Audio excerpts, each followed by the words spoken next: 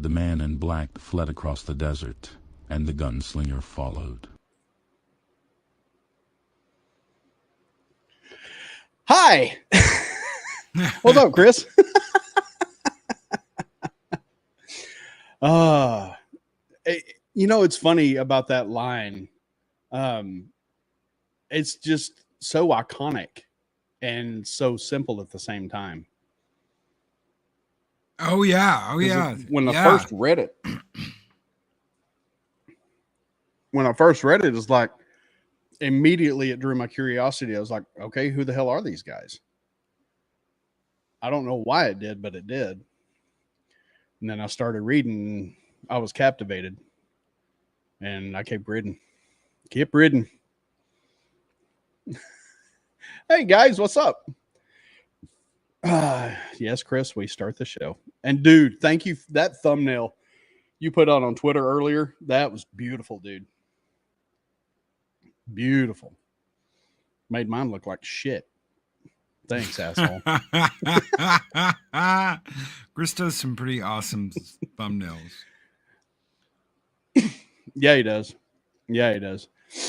He's good shit. Mr. Westbrook, creator of the Multiverse. How you doing, brother? And I'm acting like my camera's on. I'm sitting there saluting and all that shit. Wow, thanks, YouTube, for the notification. What's up, Mark? I'm gonna it wasn't a 12-minute intro. I'm gonna hop in and I'm gonna retweet from the actual stream. Let's see if that. Okay. YouTube's deal is because I didn't get a notification for it either. Arlena, yeah, I didn't even get a notification for Rumble because we're streaming to Rumble and Twitter right now. That's crazy. Yep, no notification. I don't know why. It's a bunch of shit. Sorry, I'm gonna be kind of snorting and hacking throughout this thing. My allergies are killing me. We were late because I had to go hawk up some stuff, so I know that's invigorating stuff, but well, yeah. But you know, I got my trusty dusty peppermint schnapps right here to help. Yay!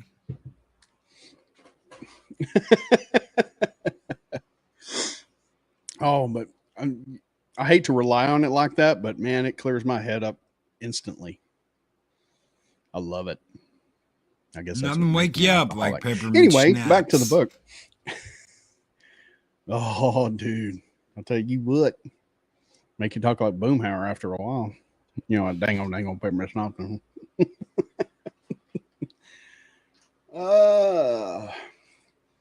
You got a notification that might be because this was recommended this morning. So I clicked. Okay. Yeah, YouTube notifications do not work until the stream is over. I get notifications for all the live streams that I'll watch after the fact. And sometimes hours or days after the fact. So unless you click on notify me on the live stream itself, like you did, Chris, that's the only way it'll let you know. Yo, Phil McCracken, what's up, buddy? What's up, Bill? YouTube still allows this channel and hasn't canceled it. Oh my god, dude! If they didn't cancel me for being the China or the Japanese flag that time, they ain't going to cancel us because that was totally fucked. So anyway, and here we go. Oh, let me play some James fled Earl across Jones the again. desert, and the gunslinger followed. God, I love that voice changer. Yeah. So we start off with the gunslinger. Oh God, sorry, I'm breathing in my mic.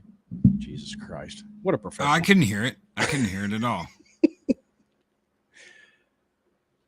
Yeah, well, that's the thing. I sound louder to myself than I am broadcasting online, except for me hitting my mic stand just then. So I was talking with my hands like an idiot. So I sound louder to myself than I'm broadcasting. So sometimes I get really quiet and nobody can hear me. And then I have to get up like this so people can hear me. And then I got to be conscious about popping my peas. Mm-hmm. Because I got this new microphone that's very sensitive. It's like Twitter, it's very sensitive. So, we start off with the Gunslinger on the cusp of the Mohaine Desert. We don't know it's a Mohaine yet. But he's walking with his gunna, as they call it, all of his stuff, and he's thirsty. A wave of dizziness hits him, and he's like, can't understand if he is like in a real world or not. It's kind of like a wavering moment to where you're not sure if you're dreaming or awake. How much do you want to give away here? I mean, the book's been out since 1979. Okay, so pretty much we know that this feeling that's overcoming him is like a reset of time and space. Everything's being reset again. Because our good buddy Roland is responsible for keeping the forces of evil from completely destroying the universe. Yes. One man against the forces of darkness.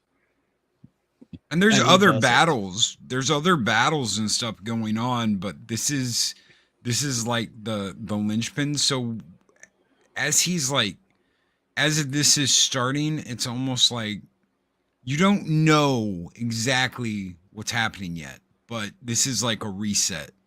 It's almost like he's waking back up after being asleep. So, but it's really amazing because every time you go back and you read this, you're going to see things you didn't see before every single time. This was my fourth run through this book. I'm on my third run through, in the middle of my third run through of Wizarding Glass. And I just went back and read this again when Daryl was. So there's all these different things you're going to see and you're going to pick up that you might have missed before. Even people that you're like, holy shit, I didn't even realize this person is this person. And how did this person get here? And all kind of cool shit you got to figure out on your way there. Yeah. Yeah, it's crazy how everything's intertwined and people are intertwined. And it's like, wait a minute. I know that dude. That dude was somewhere else, and now he's here. And it's, yeah. And it's, oh my God. Yeah, you're absolutely right. I mean, I've read through the entire series probably 5 or 6 times. And the most recent time I listened to the audiobook of The Gunslinger, which was phenomenal. And I found it online for free. I think it's StephenKingAudiobooks.net. Cool. I just searched The Gunslinger audiobook and I found it, and it's all for free, and it's broken up into like 10 or 12 segments. And you just click on each one and listen to it. And it's, I've never listened to an audiobook before, but holy shit. It just took me completely in. I was immersed immediately.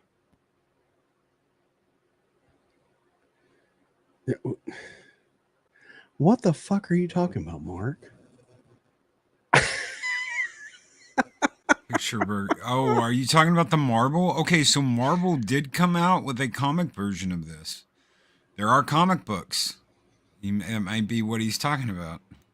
Yes. You might have got the Marvel set. Let us know if you did that. If you did that, I'm going to come and I'm going to hijack a couple of those from you that I'm missing. I got all the hardback ones. I have seen them, but I don't own any.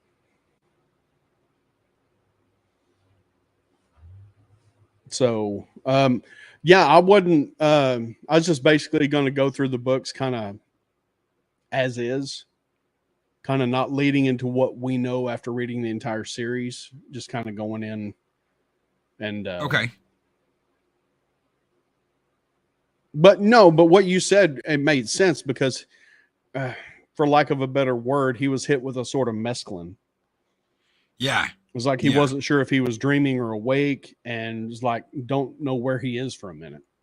Yeah, because he's waking up. And then, he's waking up from the reality. All of a sudden he's like, yeah, he's waking up from the reality what he just did, and he cannot remember it. So whatever he just did has been wiped from his mind, and he doesn't quite know what's going on yet, where it's like a reset of reality. Yes. So he's traveling towards the vast desert after the man in black, who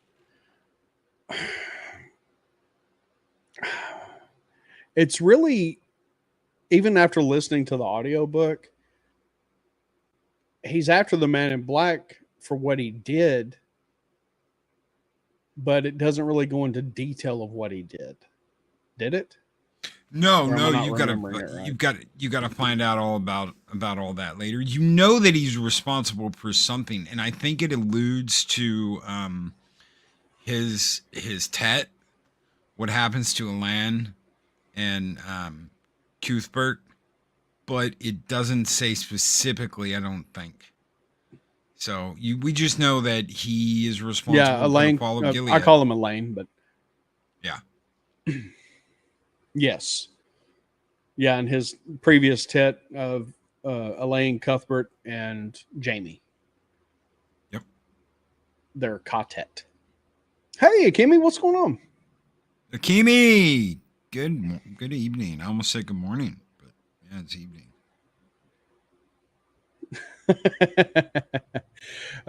We are going to the Dragon Ball Z Comic-Con this weekend. Nice. On Sunday. Heck yeah. Yeah. I'm looking forward to it, but I'm not looking forward to the drive. It's north of Dallas. Fun. Oh, crap. Okay. Yeah, I hear that. Oh, yeah, it's going to be great. It's going to be great. So after his mind warp, so to speak, he's traveling towards the Mohane Desert after the Man in Black, and he comes upon this shaggy red-haired man named Brown, who has a bird named Zoltan. And he's working has a little row of corn. He's working his garden, so to speak. And I believe when Roland comes up, he says, "Life for your crop." I think so, yes. God, I can't remember now. I can look it up. And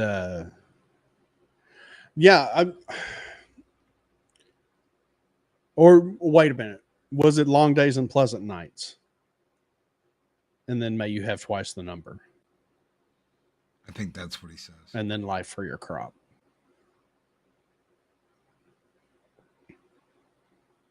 So anyway, Zoltan is, what would you say he is, a crow or a raven? He does say life for your crop. Hold on. Let's see. Okay. Gunslinger spits on the ground saying life for your crop.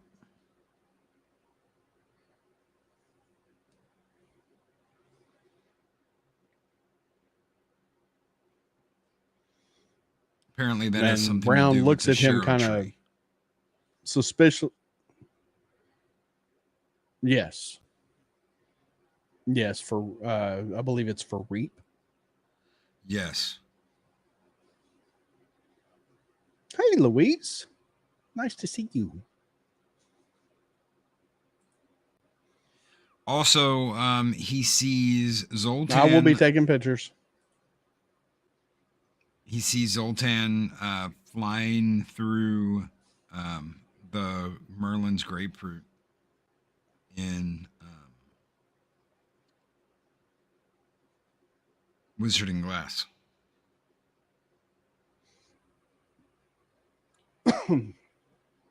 Oh, that's right.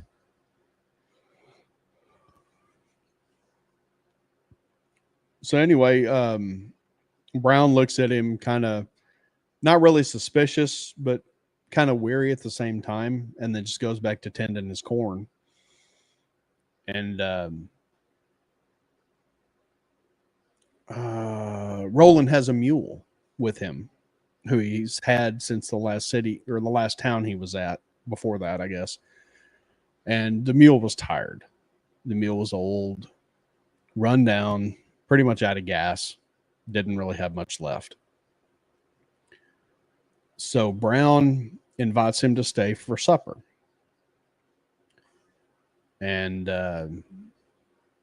says he has corn and beans. And then Zoltan says the ever favorite beans, the magical fruit. The more you eat, the more you toot. That's right. And I want to put a rock at the end of that, but whatever. So anyway, Roland goes in and sits down as Brown starts to prepare supper of beans and corn. Listening to him going about, listening to Zoltan tick on the roof as he's walking around, and falls asleep. And then he wakes up, Brown wakes him up sometime later and says it's ready. And so they sit down and eat. They're sitting on the floor and eating on a carpet that works as a table. And the beans are like really hard. I think the description was they were like bullets. And he lets Zoltan come in, who keeps singing the bean song.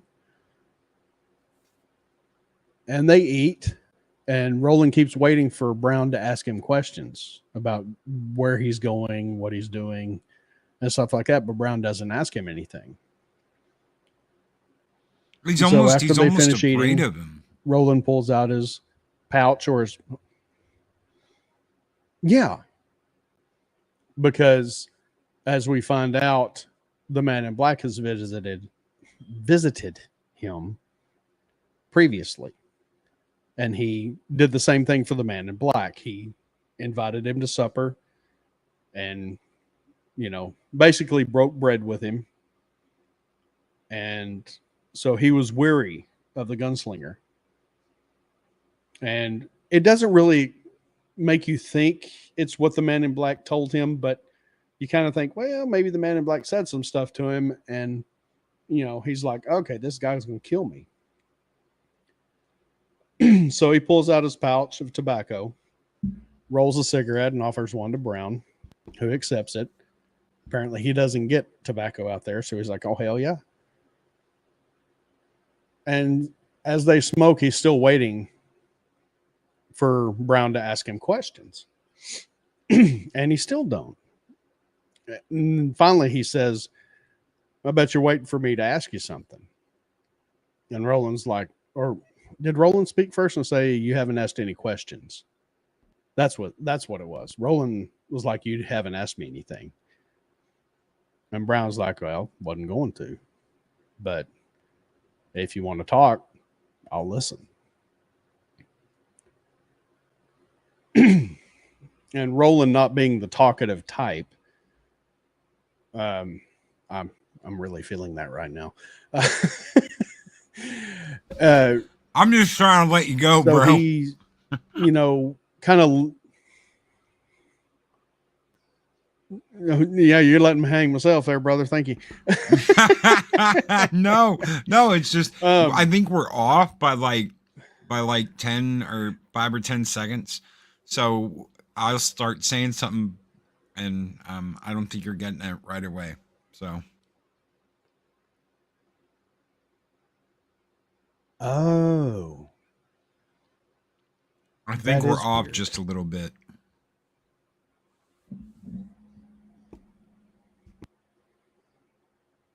And that's weird to have great connection. It's StreamYard. Because I'm speaking and my thing's not going for about another 5 or 10 seconds. Yeah, it's StreamYards. Okay. Let me leave real quick and I'll come right back. Okay. And Roland went out into the desert. chasing after the dark man.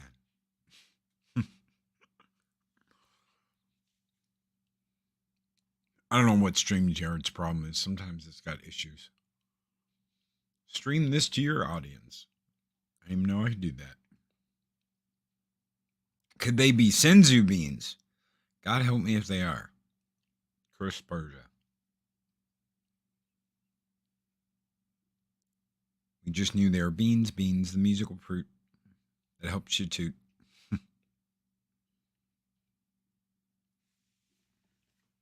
Has anybody out there, have any of y'all read The Dark Tower? Have any of y'all read these books? Gunslinger, Charlie the Choo Choo, The Stand, Daryl abandoned Loki. Yeah, it's just me. Hello, everybody. I don't know what happened. I knew we were a little off. I read the comic version. I'm looking for some of the hardbacks. Luis says I've read Wizard and Glass because it came from a book club. That's cool. You should read all of them. They're so good. Hello, Daryl. I don't know if you can hear me or not. Blame the pain. It's Blaine's fault. We're in this mess.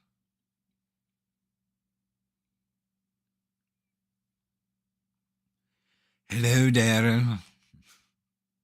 I can see you, but I can't hear you.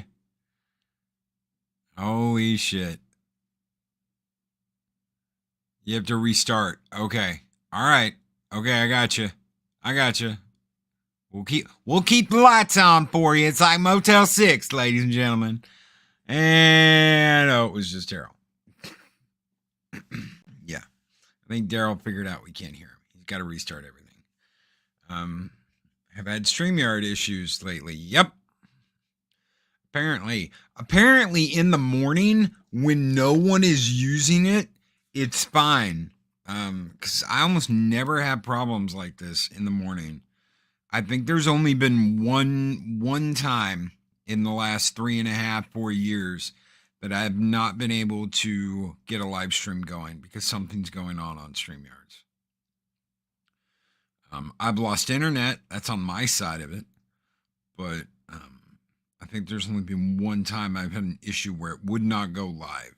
I'd hit the button and it just wouldn't go live. So, oh my Lord, I can see myself on Twitter talking to myself. Holy crap. It's in Daryl's thumbnail thing. Wow, that's crazy. Where's Arwen? I just got a baby kitten and I need cat advice. Ronnie! I don't know where Arwen is. I have no idea. It keeps crying and I don't know what to do. Have you fed it? I fed it and gave it water. I don't know what to do. Arwen, there's cat stuff that needs to get done. Arwen, apparently Ronnie got a cat and it keeps crying and he doesn't know what to do. He fed it and gave it water. Maybe it has to poop. Speak her name and she shall appear. It's like when people say Loki. And I'm like, did someone say Loki? Hello, Louise. Hello, Arlena. Kimi, where there's technical difficulties. Yeah. I don't have. Oh, I can do that. Arwen, give me 1 second. I was like, I can't do that. I don't know. Well, no, I do have a link. Copy link. Let's see if we can find Arwen in Twitter. There she is. There you go. Sent you a link. And it also had a litter box. Why did you get a cat? Some people like kittens. Oh God, Daryl's got a Windows update. That. Oh, let me see. I don't know. He goes, epping Windows update. Epping Bill Gates. You dick sucking MFer.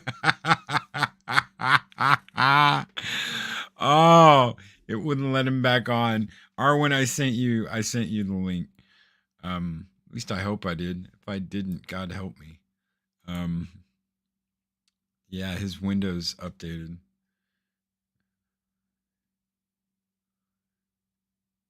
Worst time. So Daryl will be gone for an hour. Probably.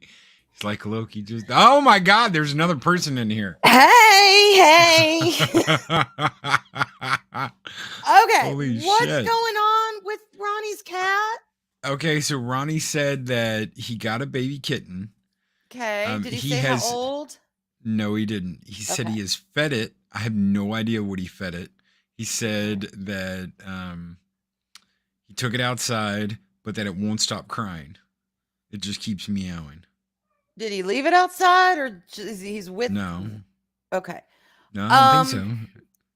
A lot depends on the age. If it's under 8 to 10 weeks, it might not have been weaned. I don't know. See, I don't know how old the kitten is.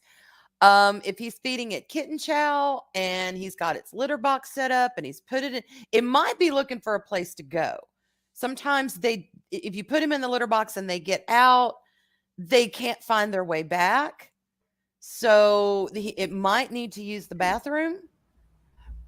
Hey, y'all. Hey, Arlena. Hey, I didn't know you were logging on. I have, co-host of the Vac Tube, so I have all control. And I was coming in to save you, but y'all are good, so I will step away.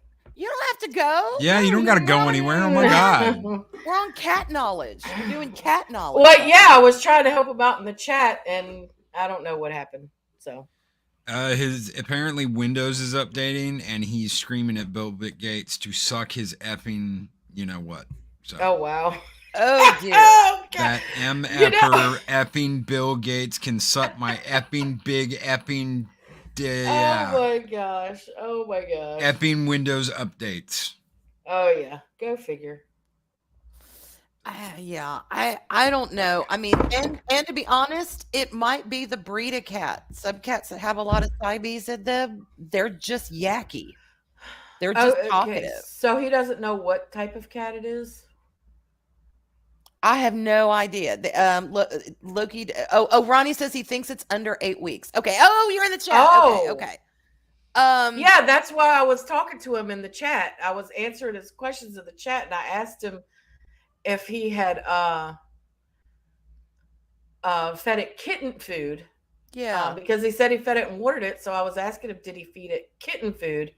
And I didn't see him answer it. So. Oh, Louise, have you tried picking up and giving it a little cuddle? Yeah. I mean, some cats are just, they're needy. They're all different. It's especially babies. Some of them are just very, very needy. So kitten chow, not adult food, because if it is under 8 weeks, definitely do a kitten chow. You said it's using the box. Yeah, just keep it on your lap. Keep it with you. If it's a new environment, the kitty needs to get used to the environment as well, and it could be freaking it out a little bit because it doesn't know its surroundings.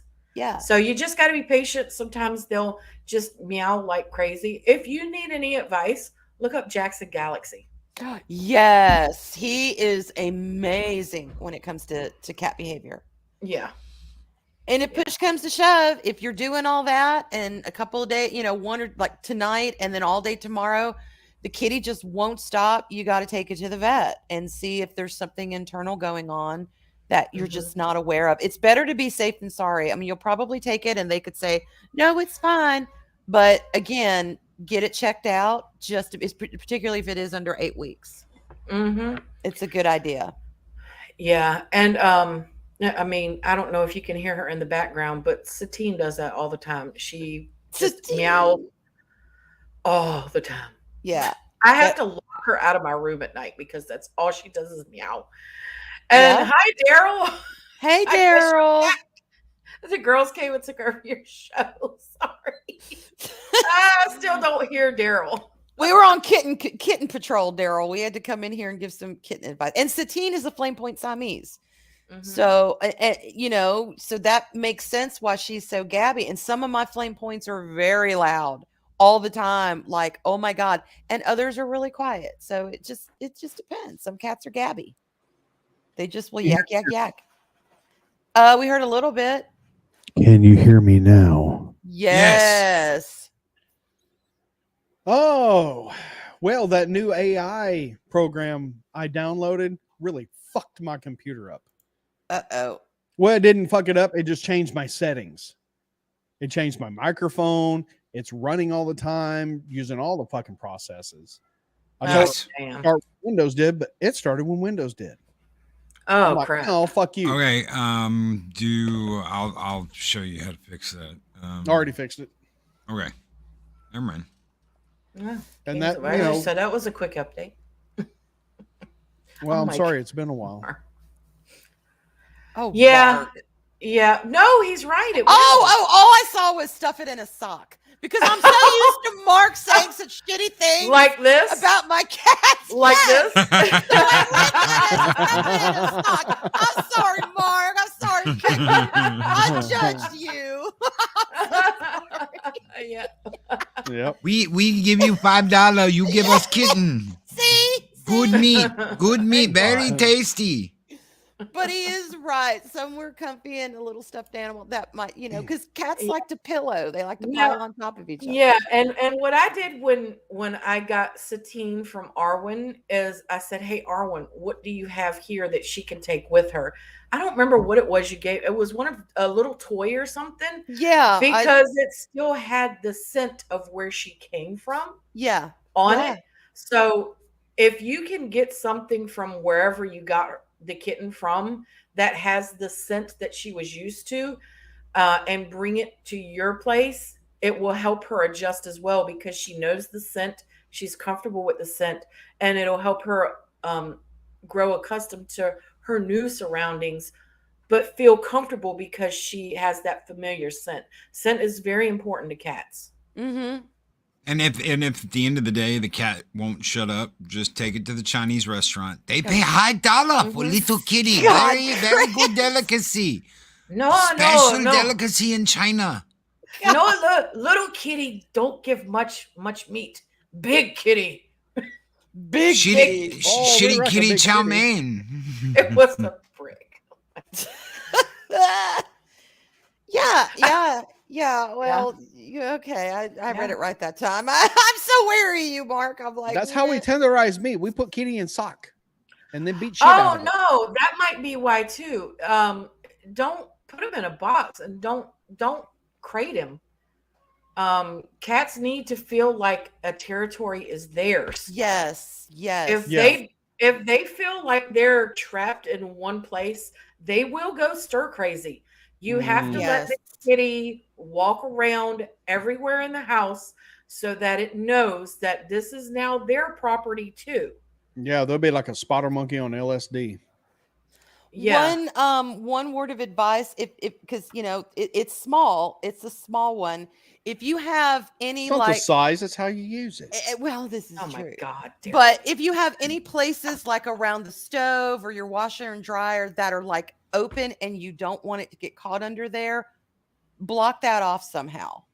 Like we have this one little gap in between the baseboard of my counters and my cabinets and my stove, and it's just big enough for a kitten that size to squeeze through. Well, we stuffed it with not tissue paper. What is it? Paper towels. We stuffed that hole with paper towels so they couldn't get in there.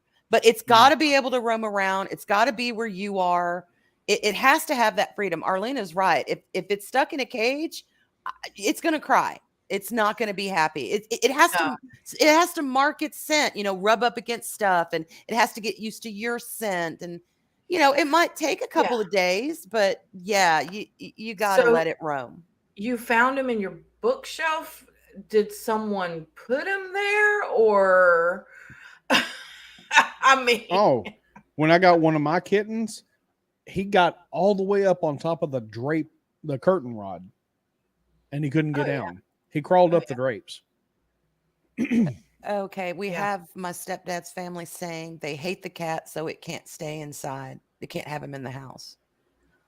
Last cat we had was named Short Bus because he kept jumping into the washing machine. Let's see. Well,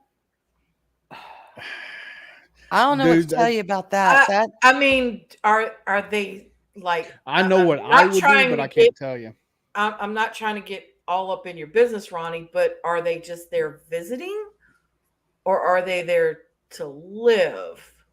Because there's a difference. If they're just visiting, I'm not gonna throw my new kitten out of the house because you're visiting. Yeah, you can come off like Uncle Gus. This is my house. Mm-hmm. He's been keeping him in his room. He got him yesterday. Yeah, well, let him stay in your room. Definitely. Yeah, and get the scent at least. And at night, have him up on the bed with you. You let because he will acclimate and let him cuddle. And I mean, that's young. Under 8 weeks, that is a baby. And that's a young kitty. Yeah. Is Phil saying that his cats died because he talked to Arwen? No, he said I was dead on in my information and advice I gave him, Loki. That's what he said. Well, that's not what it sounds like. It says Arwen helped me with info when I adopted 2 new cats. She was totally dead. Dead on. Like, damn, the kitties died, huh? Oh my God, that'd be awful. Yeah. Okay, if they're only visiting for a few weeks, then don't put the cat outside. It's only 8 weeks old and probably hasn't had its shots yet. I'm guessing. I don't know. But you don't want to put a kitten that small. Yeah, as long as nobody's outside. staying in your room, just keep the cat in your room. Exactly. Just let him roam around your room. Yeah. If anybody opens the door to be nosy and lets the cat out, well, hey, that's on them. Right. And it's so young. If you put him outside, you can't keep him in a crate all the time. He'll go stir crazy. But if you put him outside, he'll probably run off because he's so young. Yeah. So keep him safe, keep him inside, keep him in your room. You're doing the right thing. Well, ladies, since y'all are on here, you know how Steven got Morgan Freeman to talk for him? Mm-hmm. We have an even better celebrity to talk for us. Better than Morgan Freeman. I'm James Earl Jones, and you're watching. Nice. Oh, I was gonna say, well, I've never met James Earl Jones, but he does have a nice voice. Let's hear that again, shall we? I'm James Earl Jones, and you're watching The Vac Tube. Nice. Daryl, you are. I am your father. No. Dude, I'm gonna have so much fun with that shit. Oh my God. So much fun with that shit. Yeah, Ronnie, don't put it outside. Let him sleep in your room. Just get him used to the scent and everything, and it'll end up working out. He'll become very attached to you, and If you find any cords that are unplugged, don't plug them back in without checking that the cat's not still attached to the cord. Or chewed on the cord either, or make sure he hasn't chewed on because some kitties will chew things. Yeah, we don't want to. National Oh shit! I fried the kitty.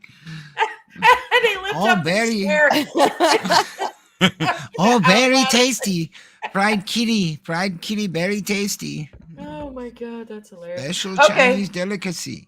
I'm gonna scoot since you're back, so y'all can talk about Gunslinger. Me too. Bye, Ronnie, if you have any more questions, just don't hesitate to ask us. Bye, ladies. Yeah.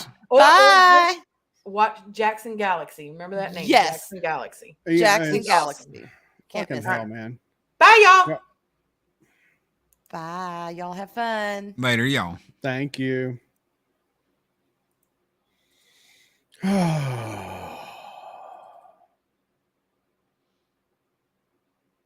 all right?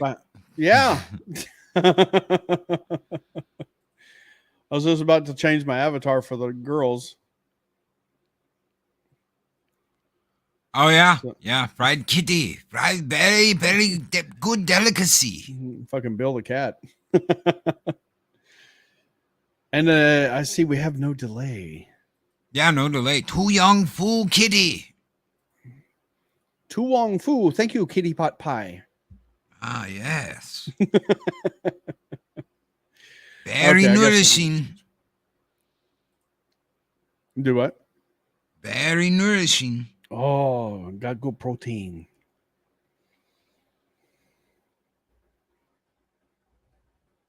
Okay, there we go. All right, where did we leave off? We got much to go through. It's like 40 minutes in. We were just talking about Roland talking to the farmer. Oh, Brown. Yeah. Well, you want to pick up where he tells him about Tull. What happened in Tull? Didn't the mule die in Tull? I was just thinking that. You said he came up with the mule, but I thought the mule died in Tull. No, the mule died at Brown's as he was telling the story. After he fell asleep, I forgot that part. When Brown woke him up and said your mule has moved or passed on. Okay, originally his mule gets shot in Tull. Okay, so that's one of the things that he changed. One of the crazy things about this is you originally had this 5-part story that was this book. And then he took the 5 short stories that compromised this story and made them into a book and redid some stuff. So he changed some stuff. So you've got 2 mainline versions of this book. You have the original 5-part story, and then you've got the rewritten where he changes stuff. Like originally, the Man in Black isn't connected to really anyone besides being the Man in Black. Yeah. So I do remember that part, but I don't remember the mule getting shot. Was that in the comic? And they might have restored that in the comic too. Because I know he shoots what's her name? The ghillie. Alice. Is it Alice? Is that what's her name? The bartender? Whatever her name was, the chick he was banging in Tull. Yeah, Alice. They called her Allie. Yeah. Originally, he shoots her, but it's because she's like crazy. So yes, I think someone uses her as a human shield. The piano player, Shimmy. Yeah. And Shimmy, shit. We know Shimmy. Yes, we do. Holy shit. I'm like almost done with Wizard and Glass, and of course we know Shimmy. Yes, so you've got the revised edition, which is updated, and then you've got the original edition.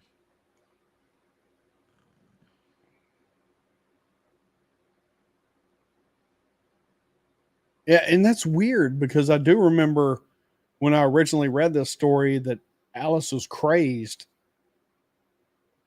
and came after him, and he just laid her out. And then listening to the audiobook, Shimmy was using her as a human shield, and she had asked about 19. Yep. And it drove her mad. So she was like, dude, kill me, just shoot me. Yep. Put me out of my misery because I asked it. I know, and I don't want to know.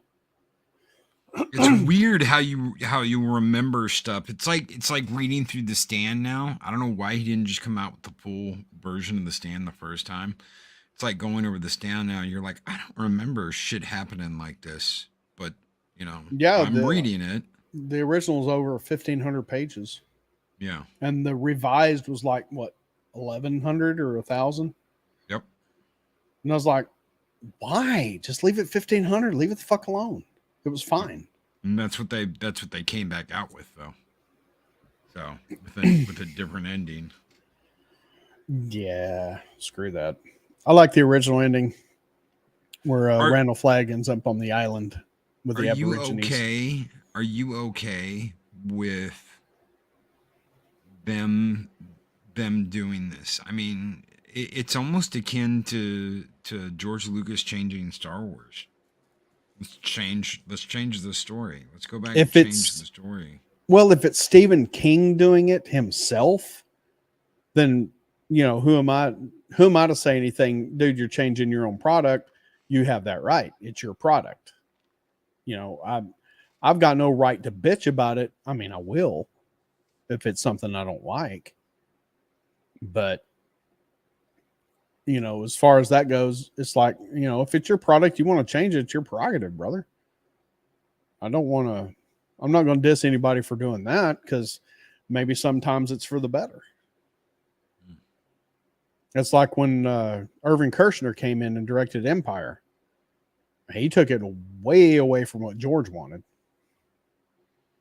Oh yeah, if you've read that story about one with Han Solo and Luke in the cave and all that shit, yeah. Mm-hmm.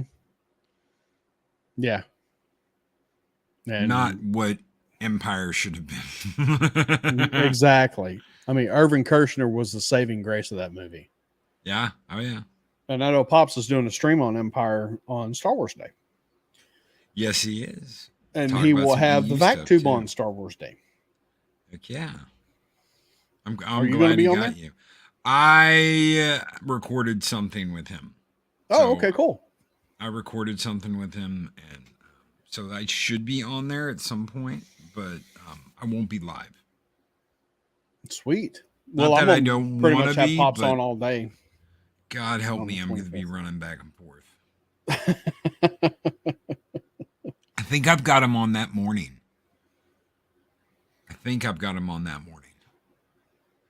Yeah, I'm going to be listening to Pops all day that Thursday.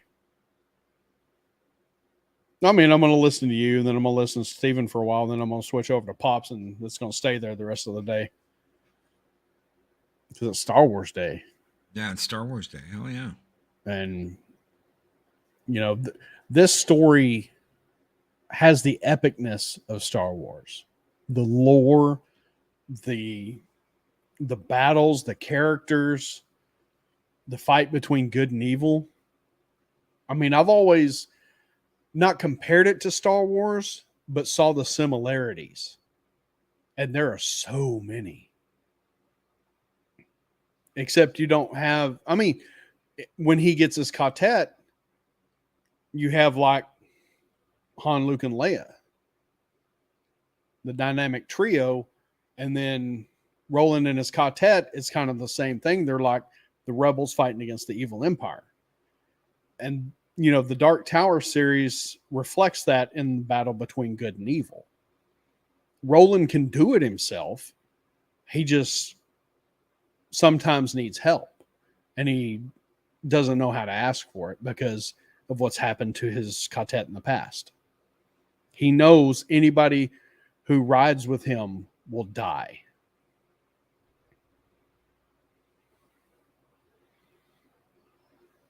Is that a fair assessment?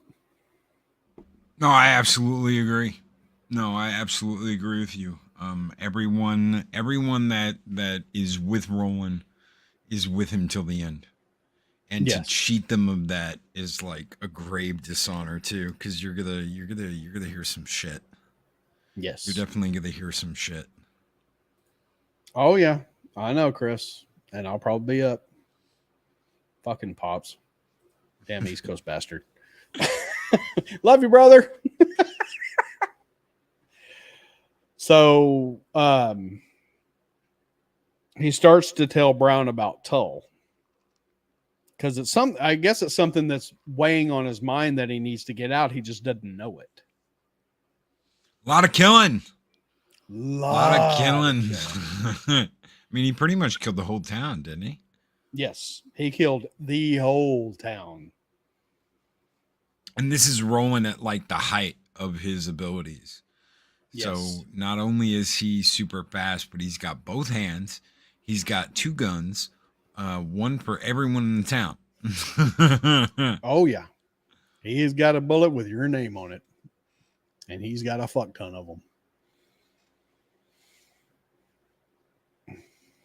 And I guess it starts out with the old man who ate the devil grass.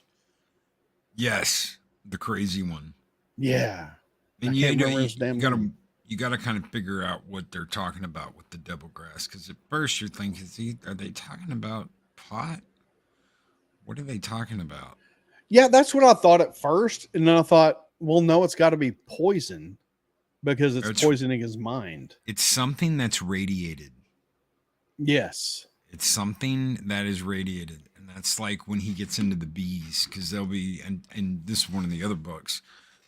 Some white bees, these bees that are like albino bees, and he's like, yes, no, don't touch them, don't eat the food, don't eat what they're making, it'll kill you. Yes. They're radiated. Yes. It's like something from Endworld. Yep. And Aguil Cento, or however the hell you say it, what they call Pleasantville.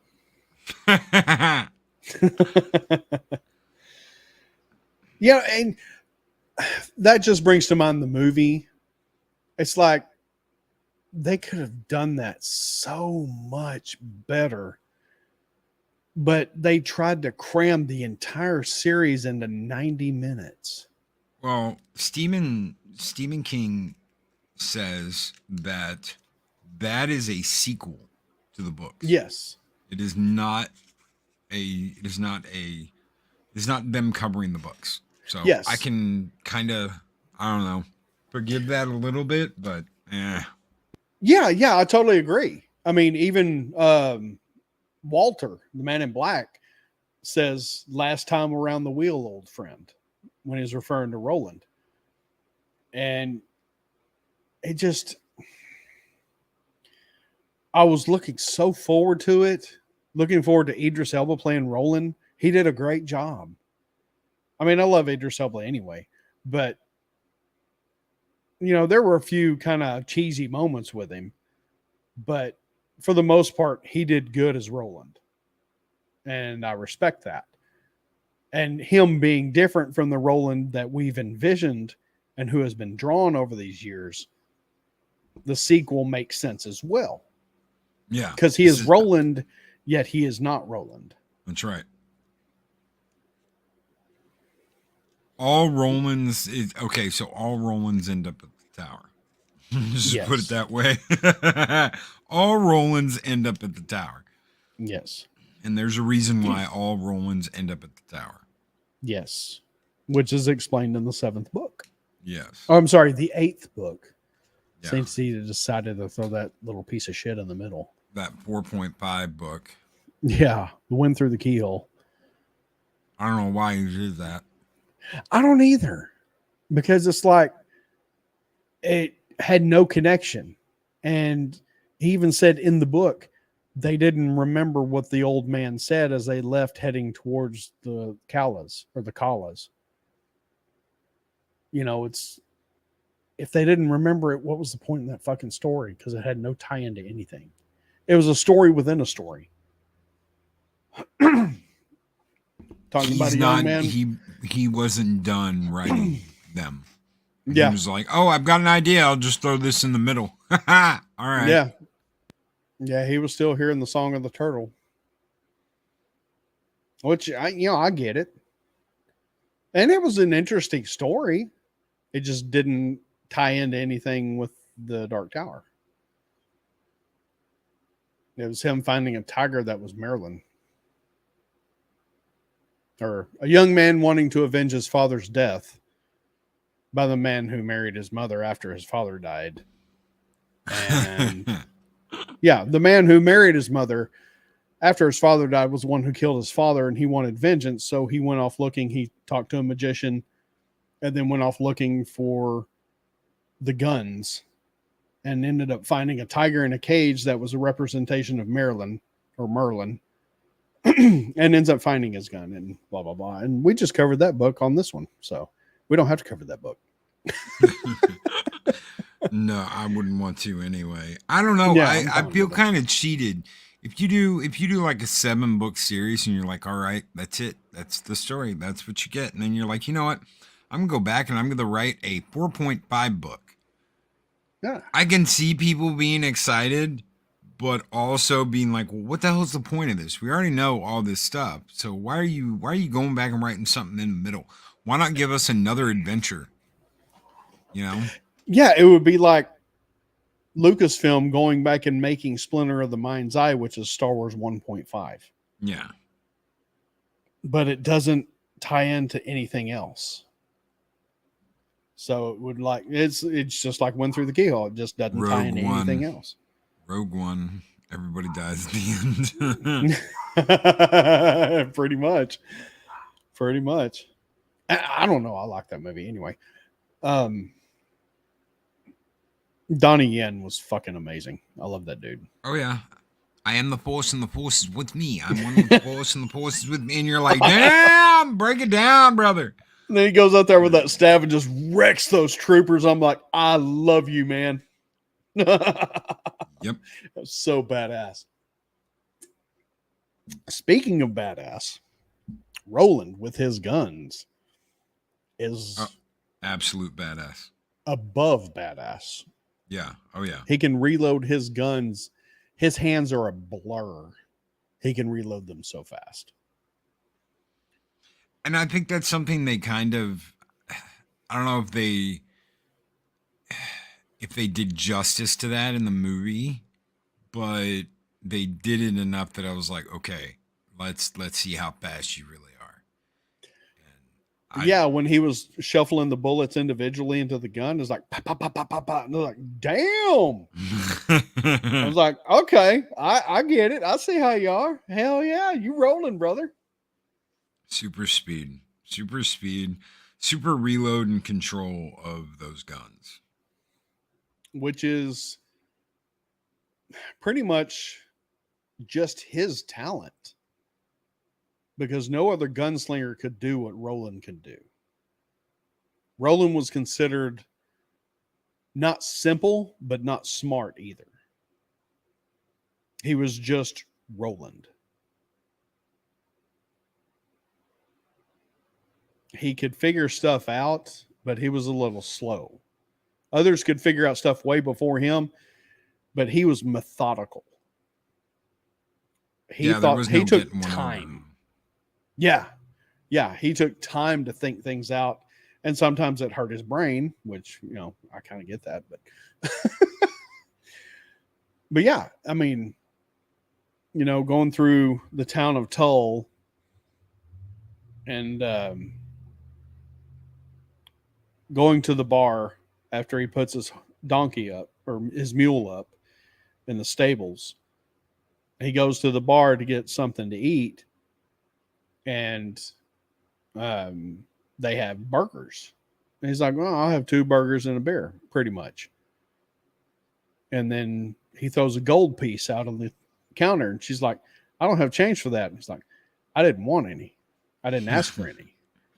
And so she got pissed off at that. Is like offended by that. Somebody coming in here throwing their riches around like, But she gets him his beef, and he's watching around hearing the piano player play Hey Jude. Hey Jude comes up quite a bit in this series. Yes, it does. So you can tell almost like King someone was a Beatles fan. Yeah, almost like someone was a Beatles fan. Huh? Exactly. And that's like their folk song. It's all little things to point you to this idea that you're looking at our future, not our past. How can these people out in the middle of BFE that live in a dusty, like wild, wild west town, how could this be our future? Well, guess what? This is our future. Yeah. Our future is reverting back to our past. That's right. And the Kimmy, world's moved on. Yes, the world has moved on. Absolutely. Akimi, this series is worth it. If you like Lord of the Rings, if you like any epic series that takes you on an adventure through the lands and meeting all kinds of different people and just seeing all new sights and something that will take you out of this world and into theirs, this is it. I highly recommend this book series. Eris just finished The Stand and has now moved on. She will start book 1 tomorrow. So Eris has moved on. And that's a good thing too, because all of Stephen King's stories are interconnected. Yes. With this series. And she asked me, she said, what few books are absolutely necessary before I start The Dark Tower? I said, you got to finish The Stand and you got to finish it. Yes. Before you can read Dark Tower. Those are the 2 main. Now, there are other books that she knows about Christine. She's read Christine. She's read Tommy Knox. She read some, I thought of one other one. God, why don't I want to say The Stand? It's the one where they're out in the hotel. 1408? No, The Shining. She's read The Shining and the other one, the sequel to The Shining. So she's got enough to know what like a Dr. Sleep. Ka. Yeah, Dr. Sleep. She knows what Ka is. She knows what a tet is. A Ka tet. She knows all that shit. So it should be really cool. And another one to read possibly before the Dark Tower would be The Talisman and Black House. Yeah. Because the Talisman is like directly connected to the Dark Tower. Yes. If you like that, you should read the Sword of Truth series. At least the first 3 talk about an epic tale.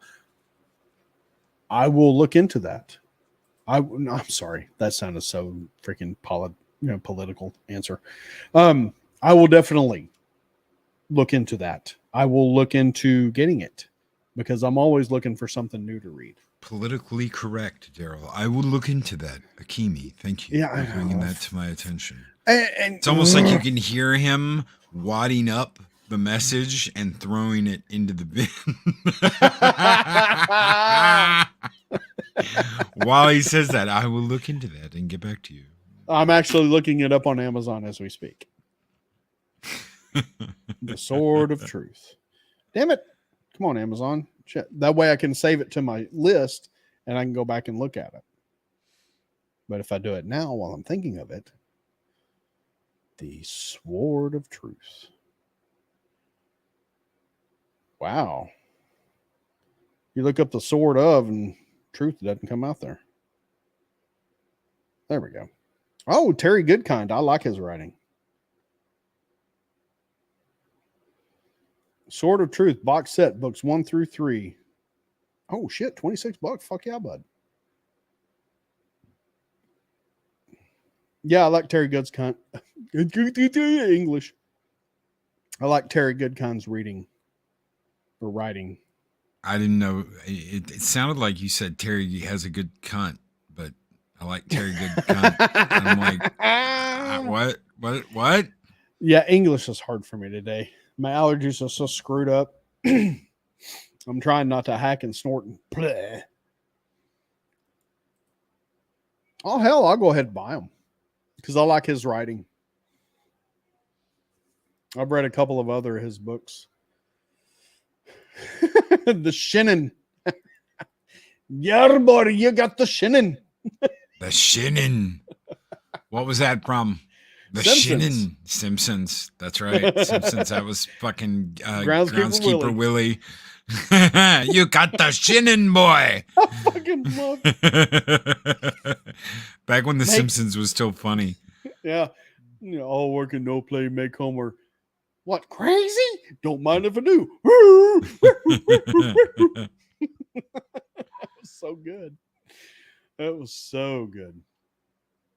So Roland goes into Tull basically as pretty much a pit stop to rest up and restock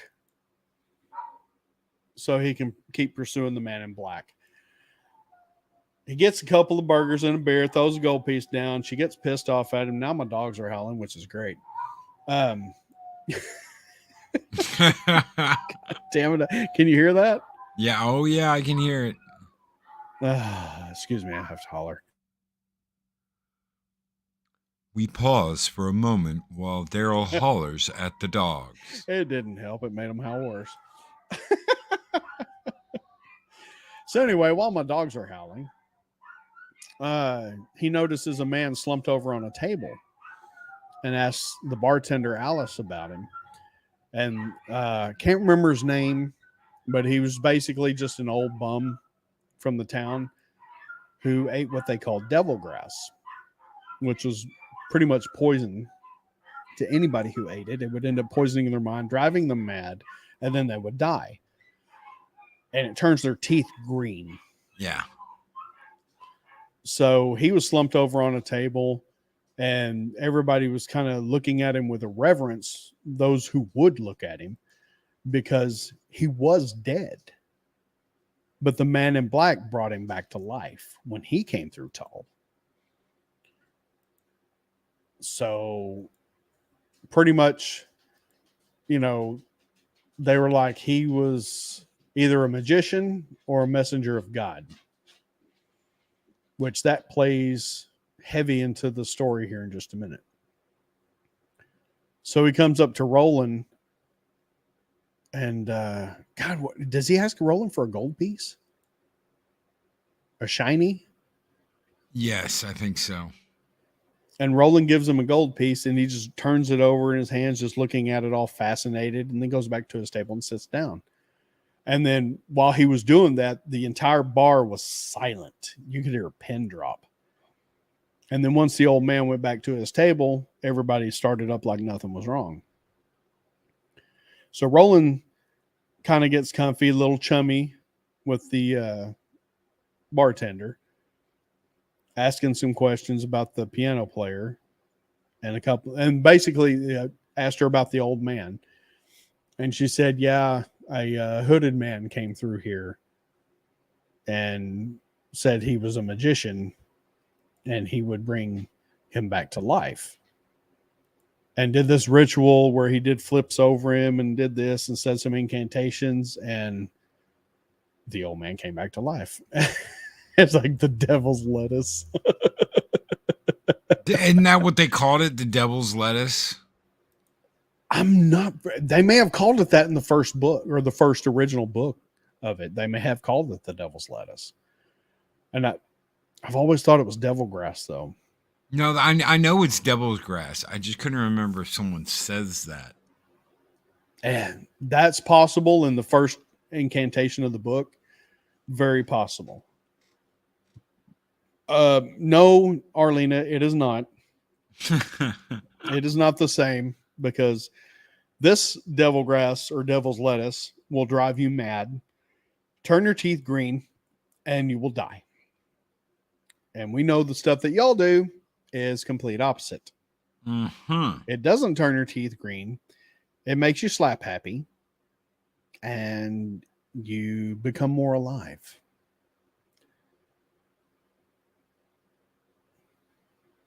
Weird how that works.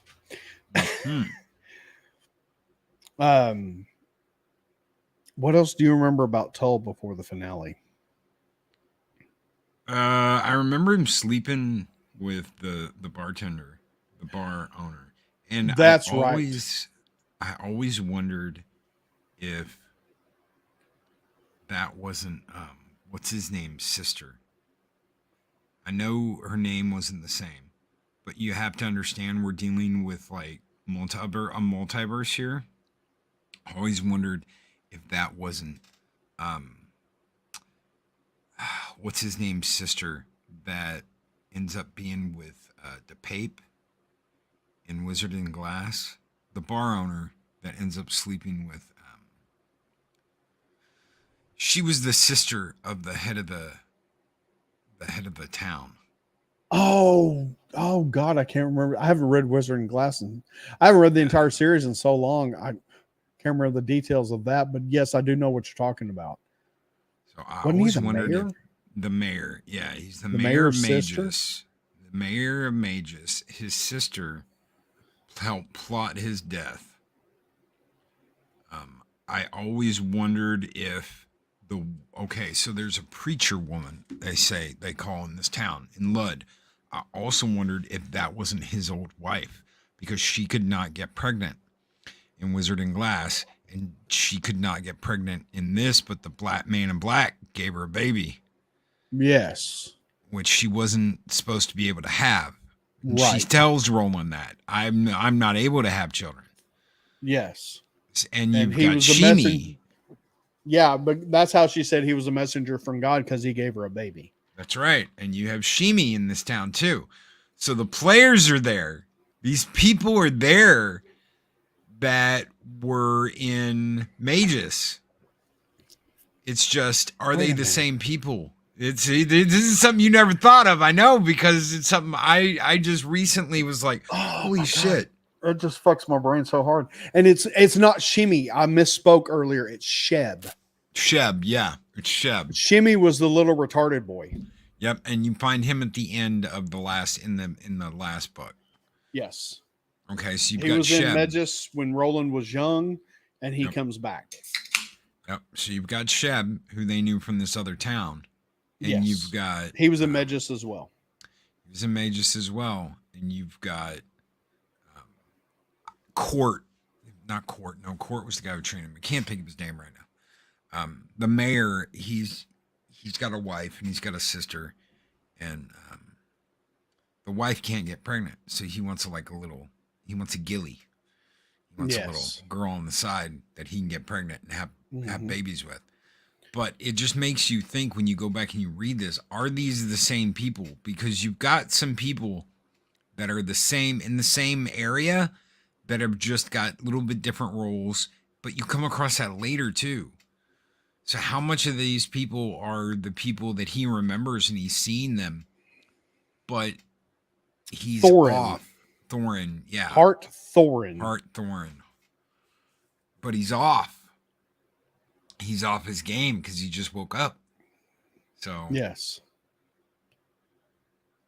Did this all happen like he thought it was? Or was he in Lud? Is Lud Magus? Is Lud just another name for Magus? Just like later, you've got that one town that's a replacement for New York. I don't know. The way Medjus was described, it was a seaside town, but it was almost poor-ish. Yeah, they weren't Western. Wealthy. Yeah, it was a Western seaside town, and it didn't have a lot of fancy stuff. Yeah, they were kind of hillbillies. Yeah, they were backwoods. They could make their living, but they weren't rich. That's right, and that's why they were where they were, and that's why the people of Magus didn't like outsiders coming in acting all hotty toddy and important and shit, is because they had their way of doing things and they liked their way of doing things. Especially a 14-year-old gunslinger. That's right. And kids from Gilead weren't exactly welcome. They were considered hoity-toity. They were considered hoity-toity and uppity, and they must think they're better than us. Yes. So I can't remember what happens if there was a fight in the bar. Some kind of commotion happened. And anyway, they basically closed the bar. And that's when Roland told Allie, the bartender, who had a scar on her forehead. Or was it her forehead or her face? I think it was her face. She had a scar on her face, which she tried to cover up with makeup, but it just brought attention to it. And she was very self-conscious of it. And she was like, "Don't look at me." He's like, "Close the bar, turn out the lights, and basically let's go to bed." Yep. And he stays in Tull for, 4 or 5 days? Yeah, just kind of hanging out with her. Because he knew the man in black had set a trap for him.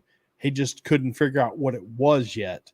So he basically had to wait until he figured it out. And then by the time he figured it out, the town had turned against him because of the preacher woman. What was her name? I want to think like Mary Beth or something like that, but I don't think it was. She referred to him as the interloper. Yeah. Because on the Sunday, I think it was the next to the last day he was there. Everybody went to church, and he was basically standing in the back of the church listening to her preach, and she was talking about the interloper.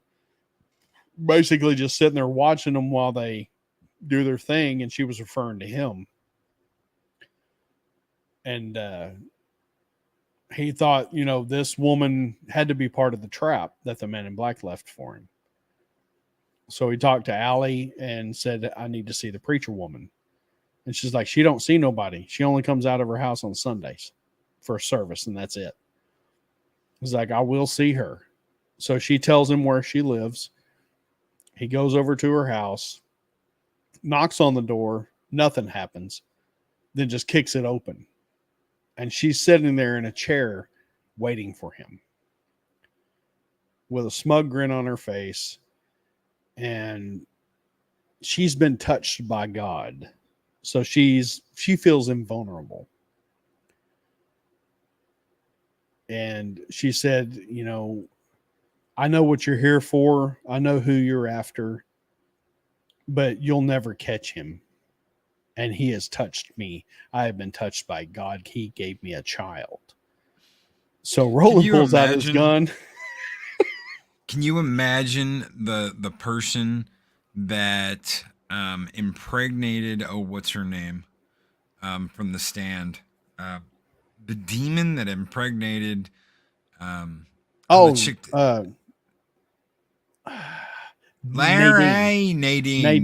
Cross. Turn that bitch's hair white. Could you imagine someone being like, he's God and he gave me a baby? Mm-hmm. And she was a very rotund woman. Oh, yeah. Everybody else in Tull was skinny. She was the biggest one. I mean, she was big. That's a huge bitch. She was that big. And, yeah, I mean, you would think, but since she wasn't scared by the man in black and he gave her a child, then she was accepting of it and was not terrified by it. And I don't know if he actually lay with her or if he just did his abracadabra. Yeah. Rub-a-dub-dub. Pew! You're pregnant, fat bitch. Rub-a-dub-dub. There's jizz in your tub. God. Oh. Yeah, if you don't know who that is, God help you. Oh, man. Oh. So watch basically. The Stand and laugh your ass off. Exactly. Dude. And oh my God, I kept picturing him. After I watched The Stand on TV, every time I've read the Gunslinger or the Dark Tower series, I picture him. Yeah. As Flag, Martin, the Man in Black, all of them. And I'm like, I could just see that shit-eating grin. Hey there, Roland. He did such a great job as Flag. He did. God, I loved him. You're kind of letting the cat out of the bag, though, that he's Flag. Oh, yeah. Marilyn, John Parson. You're going to hear a lot of names in this book series. You're going to hear a lot of names. Walter O'Dim, Randall Paddock. Flagg, Walter Paddock, John Parson, the Man in Black, all the same person. Martin. Marilyn. Yeah, not Merlin, Marilyn. Marilyn. All the same people. All the same guy. He just puts on different faces. That's right. Like a Tahin. And manipulates. Yes. Oh my God, we need to rush through this shit. We're at 1:19. It's almost 8:00. I know. It's like, holy shit. I didn't. We haven't even gotten to Jake. Dude, we need to. Okay, so why don't we just. This is like part 1 of the Dark Tower. We can't speed run through the whole half because we got to go over the demon. We got to go over the gas station, the ring. We got to go through the tunnels. We can't speed ring through the whole second half of the book. I know. So you've got to extend this. So this to is at least part 1 part of part 2. 1. Yeah. This is part 1 of the Gunslinger. We're going to be doing this probably for the rest of the year. and honestly, I don't mind. Next month's going to be hairy, but I should be able to do this with you every other week next month. It's going to be kind of crazy because I'm moving. So I'm going to be moving either the 23rd, 24th, 25th, 26th, or the 30th of June, 1st, 2nd, 3rd, and 4th. So it's going to be like one of those weekends. I'm going to be moving everything. Technically, we don't have to leave till the 8th, but we're getting out of here at the end of the month. So, well, yeah, that's fine. I mean, if we got to postpone a show or two, while you move. That's fine. But we shouldn't, because it's on a Tuesday. So it should be good. We should be fine. Okay. I just know we can't get through everything with Jake, everything at the gas station, the tunnels, what he means when he's like the mutants, there are other worlds than these, all of that, and then the end. We can't get through that in 10 minutes. I know. Call it part 1, Akimi Mara. Well, this is labeled part 1, but it was supposed to be the whole Gunslinger part 1. And I don't mind doing this again with you. Obviously, talking about the first book. Where's that damn picture? I love the one you got intro. Up. I love the one you got up. That's actually the background on my desktop right now. Nice. Ah, there it is. And eventually we will come to this portion on the part 2 of part 1. If that makes sense. It'll end on that note. Yeah, where he finally catches the man in black. And has a palaver with him. Or I always called it palaver, but some people say palaver. Yeah, some people say palaver. I always said palaver. So. Yeah, I did too. It rolls off the tongue so much better. So in the original, well, I don't know. We'll save that. I'll save that. I was going to talk about the original versus the redone one again, but that's all that. So we can save that. Yeah. Okay. We can go ahead and finish with Tull and then continue next time as he leaves Brown's and continues on his journey. He brings them bitches blazing iron, hot lead, and he calls it too. He's like, I'm reloading and just filling them bitches with shells. I gave them the death they were looking for.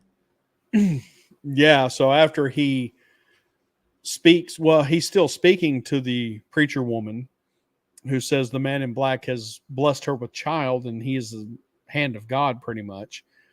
He whips out a gun and says, I'll take care of that. And shoves the barrel of his gun in her hootenanny. Yep. And she is just trembling with fear. And he never pulls the trigger, but basically puts the fear of God in her. And after he leaves, he goes back to the bar and it's empty. And he's like, uh-oh. Something's going on. And he could feel it. He's like, this is the end. And he goes outside and sees Sheb, the piano player, with his arm around Allie's neck, holding her at knife point. And she's saying, the man in black told me about the number 19 and I asked about it. And it was driving her mad. So she's like, please kill me. Yep. And this is the, the recent version that I heard on the audiobook. So, but you remember her being like crazed and charging him. Yeah. She was charging him. Yeah. He came around the building looking for her and she came around just came at him like a spider monkey. Yep, and he blew her bitch like, ass away. One through the head. Yeah, that's right. That's right. Right between the eyes, and that's where you lay. And pretty much the entire town starts coming out after him now. And he's just walking through buildings as he's reloading his gun and just cleaning house as he's going. They just keep coming. He keeps killing. Between the eyes, in the chest. Doesn't matter. He one shot kills is what he does. Yep. He deals death for a living. Yep. This is what he is. And he's talking about that while they're explaining what's going on. He's like, I am death. I'm the bringer of death. I'm the last thing you're gonna see.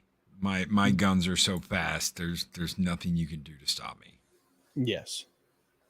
And he finally comes down. I believe the preacher woman is the last one he kills. Yep. She finally comes out screaming after him, interloper, interloper, you killed my baby. And blah, blah, blah, blah, blah. And just right between the eyes, and she falls. And he has killed the entire town of Tull. The town. Not giving two shits about it. No. Didn't bat an eye, didn't shed a tear. The barmaid he was banging, just a piece of ass. Just somebody helping him on his way through. So he goes to the stables, grabs his mule, and goes to the bar and takes some meat with him.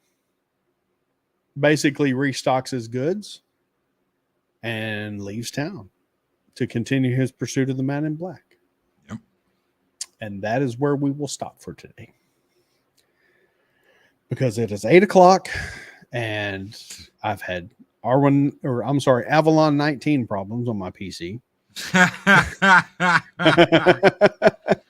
Them sausages are global, y'all. Yeah, them sausages flopping on my processor. That just sounded so bad. It just plopped down on his processor right in front of him, and he was like, "Oh my!"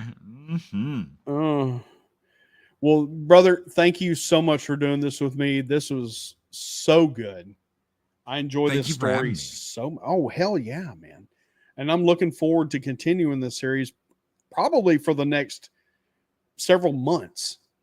Oh yeah, because it's so big and so epic. You know, in an hour and a half, we just made it through halfway through the first book. Yeah. And the books only get thicker from here.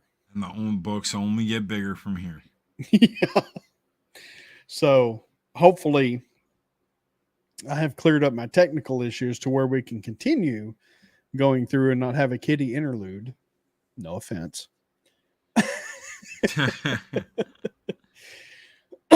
And I need to make an outro for this.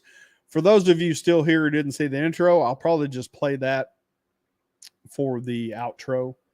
And I'll come up with something else for that. So thank y'all for being here. We appreciate it so much. We will see you back here in 2 weeks for part 2 of part 1. The Gunslinger. See you later, y'all. Y'all take care.